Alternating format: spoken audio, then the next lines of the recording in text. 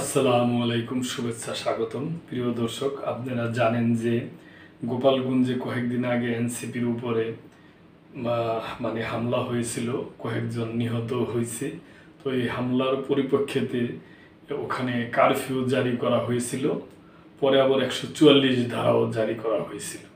তো এখন পরিস্থিতি মোটামুটি শান্ত আছে।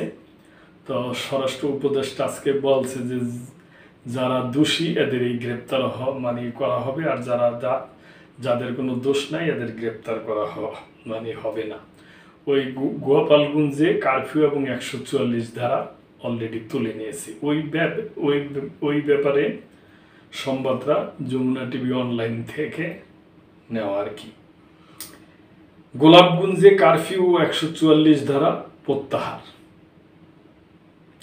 4 দিন পর গোলাপগঞ্জে জারি করা কারফিউ ও 144 ধারা প্রত্যাহার করেছে জেলা প্রশাসন।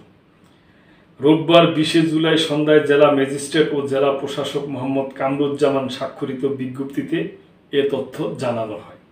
এতে বলা হয়, রোববার রাত 8টার পর গোলাপগঞ্জ জেলায় 144 ধারা ও কারফিউ বলবৎ থাকবে না। সার্বিক অবস্থা পর্যালোচনা করা হচ্ছে, পরিস্থিতি পর্যালোচনা করে পরবর্তী নির্দেশনা দেওয়া হবে।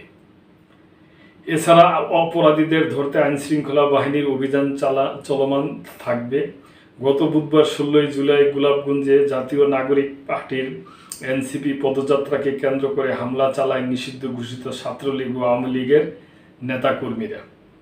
এই ঘটনাকে কেন্দ্র করে আইনশৃঙ্খলা বাহিনীর সঙ্গে স্থানীয় ছাত্রলীগ ও আওয়ামী লীগের নেতাকর্মীদের সংঘর্ষ হয়।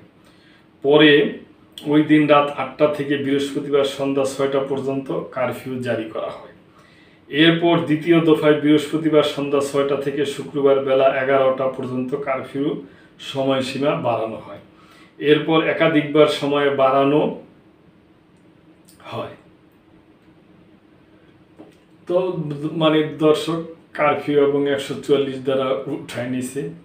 ভালো, আমরা চাই যে দেশের প্রতিটা জেলায় শান্তি ফিরে আসুক এবং সহনশীল অবস্থায় থাকুক, সুন্দরভাবে প্রতিটা পার্টি রাজনীতি করে ওনারা আলাপ আলোচনার মাধ্যমে যেভাবে ভালো হয় সরকারের সাথে সহযোগিতা করে দেশটাকে সামনের দিকে এগিয়ে নেবেন, এটি আমাদের আশা। তো প্রিয় দর্শক, আপনাদের কোনো মন্তব্য থাকলে অবশ্যই করবেন। লাইক, শেয়ার, কমেন্ট করে সাবস্ক্রাইব করে চ্যানেলটির পাশেই থাকবেন। আল্লাহ হাফেজ।